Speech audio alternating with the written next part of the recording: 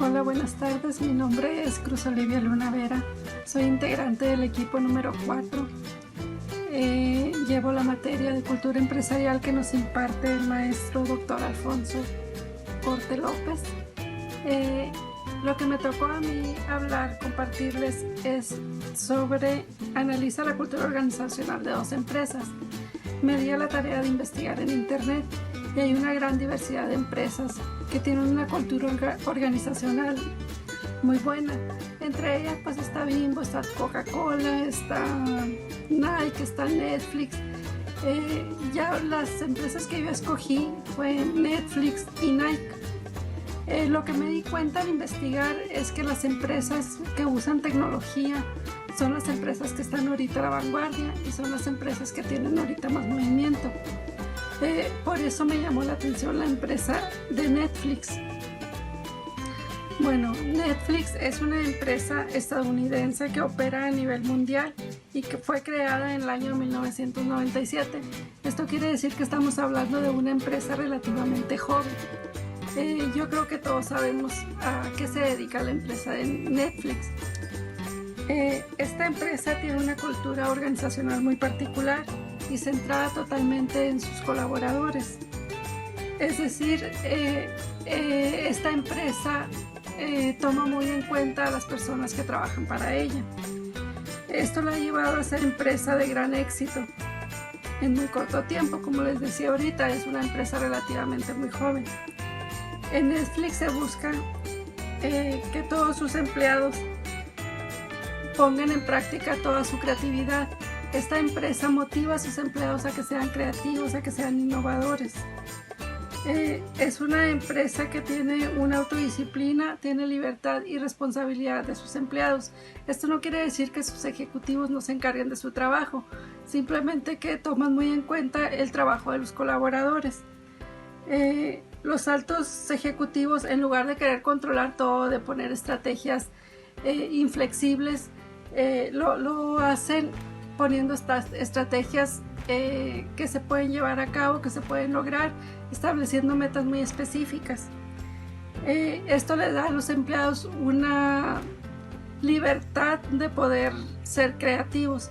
Esta empresa Netflix les paga a sus empleados un buen sueldo, inclusive les paga un sueldo un poco más que la competencia. ¿Con qué fin hace esto la empresa?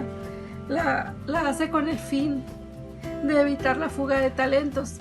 Es decir, que los creativos, los que tienen el talento, se queden dentro de la empresa y desarrollen toda su creatividad en ella. ¿Cómo trabajan los colaboradores de Netflix? Lo hacen en base a observación y crítica. Quiere decir que forman un muy buen equipo, que se comparten sus ideas y todo para beneficio de la propia empresa, que tienen muchas ideas de diferentes culturas y por eso han podido ser una empresa competitiva y llegar a un gran número de personas. Otro rasgo importante de esta empresa es que tiene una política de equidad entre su fuerza de trabajo. ¿Qué quiere decir esto? Que casi el 50% de los empleados de Netflix son mujeres. Entonces aquí no hay ese racismo porque las empresas sean de puros hombres o de puras mujeres. Tienen un sentido de equidad y también es una de las cosas que a ellos les ha funcionado según los directivos. Existen 6 lecciones para definir una cultura de éxito en la empresa Netflix. La primera son virtudes reales. Son las virtudes de una compañía que no solo deben de sonar bien, sino ser verdaderas. Es decir, que sean algo que se pueda realizar. La segunda es el alto rendimiento, trabajar con los mejores y deshacerse del resto. Es decir, tratar de elegir siempre a los mejores empleados para nosotros. El tercero es pagar el mejor sueldo.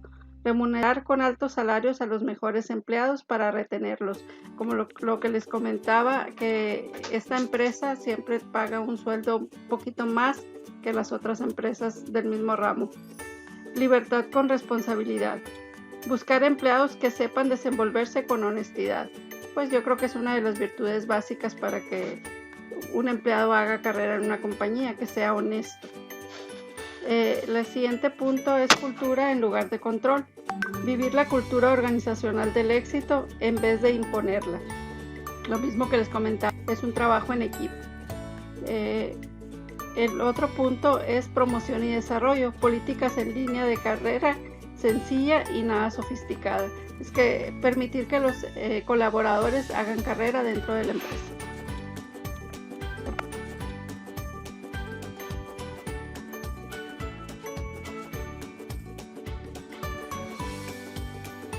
La otra empresa con la que yo trabajé es la empresa Nike. También yo creo que todos sabemos qué es la empresa Nike, ya que se dedica. Esta es una empresa también estadounidense, es una empresa multinacional y fue fundada en 1964. En comparación con la empresa anterior, pues esta empresa tiene alrededor de unos 55, casi 60 años de fundada. Esta empresa se basa en rasgos particulares de su cultura organizacional, entre las que destacan el talento. Cuenta con unos programas de entrenamiento muy específicos y la diversidad de ellos hace que la empresa tenga el éxito que tiene. Por tanto, que lo ha tenido desde que empezó, porque empezó siendo una empresa buena y se ha sabido mantener a pesar de tanta competencia. Lo que me llama la atención a mí en esta empresa es que en esta empresa trabajan colaboradores de muchas culturas distintas. Ellos piensan, los directivos de esta empresa, que eso es lo que los hace competitivos, que tienen muchas ideas de diferentes culturas y por eso han podido ser una empresa competitiva. La empresa Nike cuenta con programas de entrenamiento para fortalecer a su equipo. La diversidad, ellos creen que la innovación ocurre cuando sus equipos son inclusivos y diversos y que las mejores ideas provienen de las diferencias en sus culturas.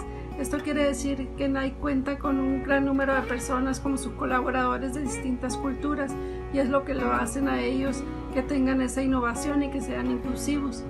El otro rasgo de la inclusión, que busca tener un sentido comunitario entre todos, y otro rasgo muy importante es las políticas de equidad. Esto quiere decir que Nike en su fuerza de trabajo cuenta con el 50% de mujeres entre sus empleados, el 50% son mujeres. ¿Qué tienen en común estas dos empresas, que es Nike y Netflix? Tienen en común que su cultura organizacional está orientado totalmente hacia las personas, hacia sus trabajadores, a sus colaboradores, pues son la base para el logro de las estrategias establecidas y por tanto para el éxito de la empresa. Les hablaré un poquito de lo que es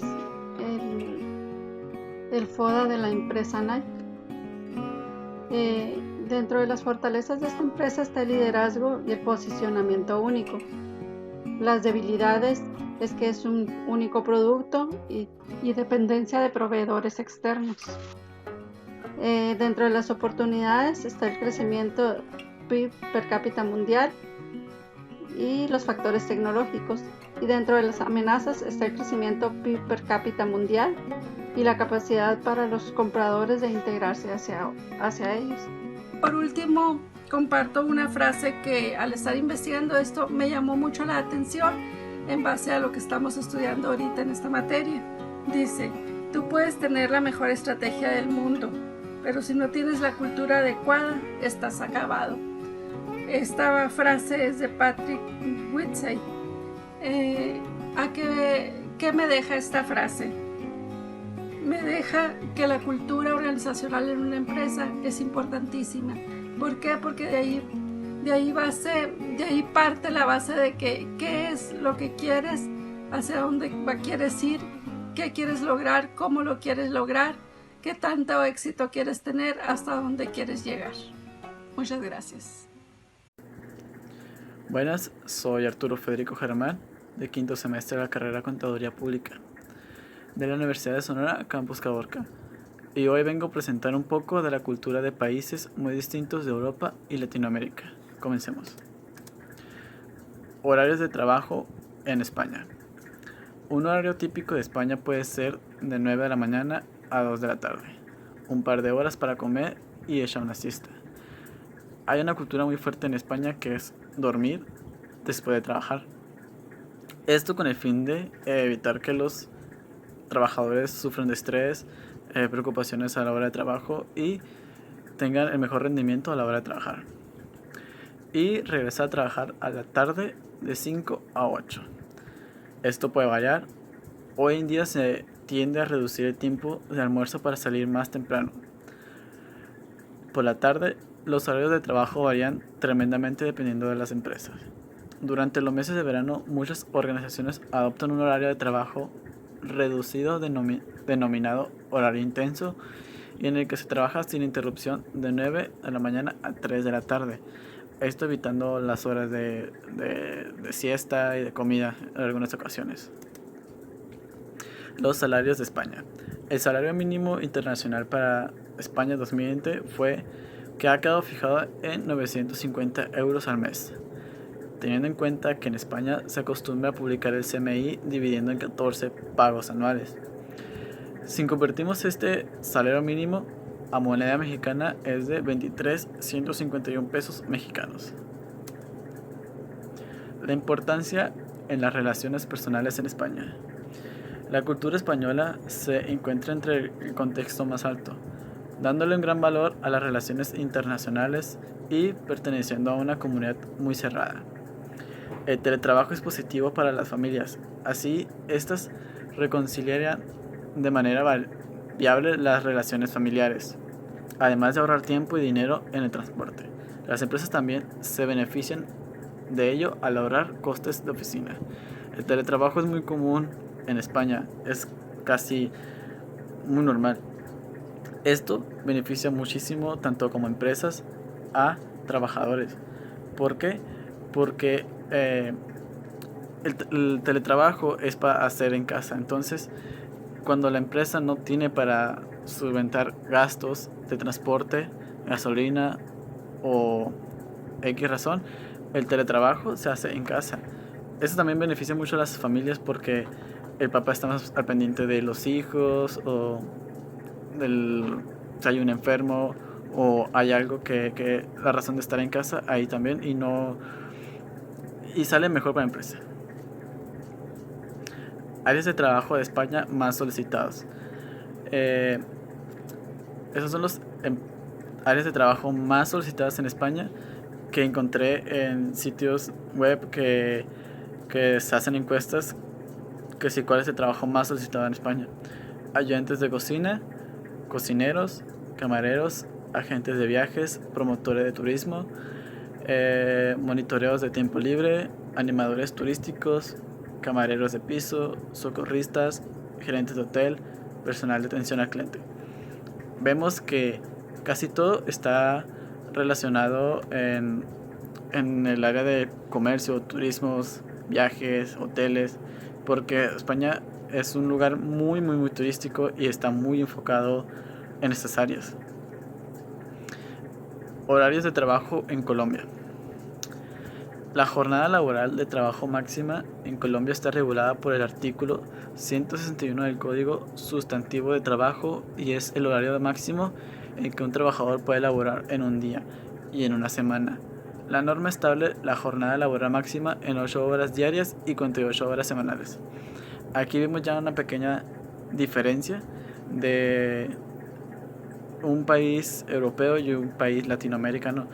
Por ejemplo, Colombia regula sus horas de trabajo. España sí, pero no de esta manera, en el que tiene un límite de horas de trabajo. Colombia sí lo tiene. Aquí ya vemos una gran diferencia entre culturas de trabajo, que no es malo, son culturas. Regresando a lo mismo, salarios de Colombia. El salario mínimo mensual legal en Colombia para el año 2020 con subsidio de transporte será de 980.65. Aquí vemos también una gran diferencia de culturas. Aquí el país de Colombia subsidia el transporte, no hay teletrabajo como lo es España. Y el gobierno paga este subsidio o las empresas. Si convertimos este CMI, este salario mínimo a moneda mexicana, sería 5.8 pesos mexicanos. Áreas solicitadas de Colombia, de trabajo más solicitados. También en el caso de España busqué sitios web de los trabajadores que sus áreas son más demandadas en Colombia. Estas son administración de empresas, ingeniería industrial, ingeniería de sistemas de computación, contaduría, tecnólogo en gestión administrativa, administración de negocios, economía y ingeniería electrónica.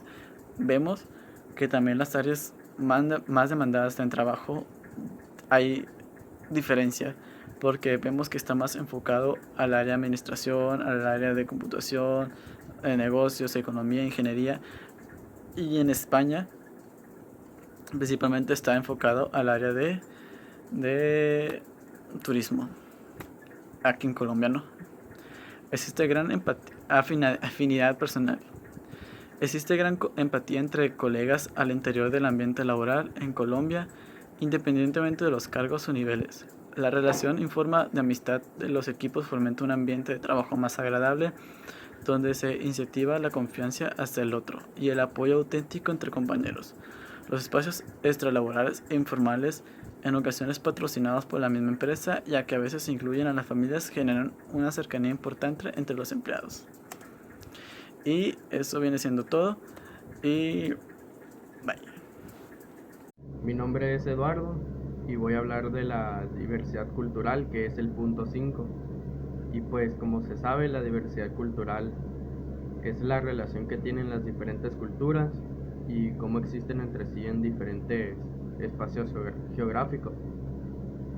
Y pues algo que en sí nos explica el punto 5 es la evolución de la diversidad cultural a través del tiempo. Entonces nos habla desde que existen los pueblos prehispánicos hasta la época actual, en cómo ha ido cambiando la diversidad cultural. Entonces, pues, por ejemplo, nos explica que antes, en la llegada de los españoles, mucha de la cultura de los pueblos prehispánicos se perdió debido a que estos grupos étnicos no podían adaptarse a la nueva España, al nuevo país que había surgido. Entonces es así como inicia la independencia, que ahí se buscaba que, por ejemplo, tanto criollos como mestizos y los grupos étnicos vivieran en una nación más unida, más diversa. Entonces, ya después de esto, de la independencia, cuando nuestro país ya es independiente, pues los grupos étnicos aún así casi no se podían adaptar pues al nuevo país que había surgido. Pero algo que sí los unió con criollos y mestizos fue creer en la Virgen de Guadalupe. Algo que los unió fue la religión en sí. Fue algo que el país pues fuera más diverso, ¿no? Entonces, ya después, en el libro que está en el punto 5, se nos explica que llega el porfiriato, la dictadura de Porfirio Díaz, y nos dice que pues a estos grupos se les quitaron los derechos, ya no tenían tantos derechos, era todo lo contrario a lo que se había buscado antes. Y es así como parecidamente surge la Revolución Mexicana, y también igual se busca una nación más unida, pero igual esos pensamientos nos dice ahí que se quedan pues en el olvido, que se vuelve otra vez a lo mismo y que los grupos no se pueden acostumbrar, adaptarse y así. Y ya después nos explica el libro sobre la Guerra Fría. Nos dice que que posteriormente a esto se buscaba como una democracia sin derechos, donde pudieran controlar tus decisiones en asuntos importantes o cosas así. Entonces, también nos habla de la globalización, de cómo la globalización en sí es un pensamiento único. Entonces, nos dice que debido a eso, la cultura se va perdiendo, porque hace que todos piensen igual, y pues todas las personas son diferentes, y como es bien sabido, pues cada país tiene su cultura, sus creencias, sus costumbres y su manera distinta de pensar. Y pues es así como nos dice que debemos de darle más importancia a la diversidad cultural, porque es así como es parte de la identidad, de lo que nos distingue, y es de lo que nos habla el libro, de cómo ha ido evolucionando, de qué tanto influye en la vida de nosotros, y también en cómo influye en una empresa. Como ya se ha dicho antes, pues es como la identidad de una empresa, porque representa todo en lo que creen, los valores que se implementan, las costumbres, las tradiciones, todo eso. Y pues como se ha dicho antes, la cultura empresarial es importante porque ayuda a distinguir el rumbo de la empresa y ayuda en el mejoramiento y rendimiento, y todo esto gracias a la diversidad cultural que existe.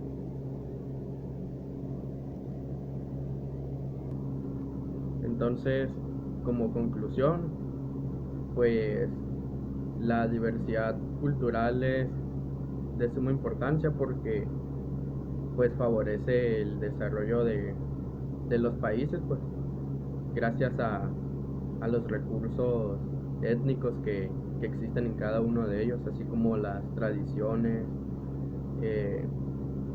pues las regiones y así, porque ayuda a estar más unidos en sociedad.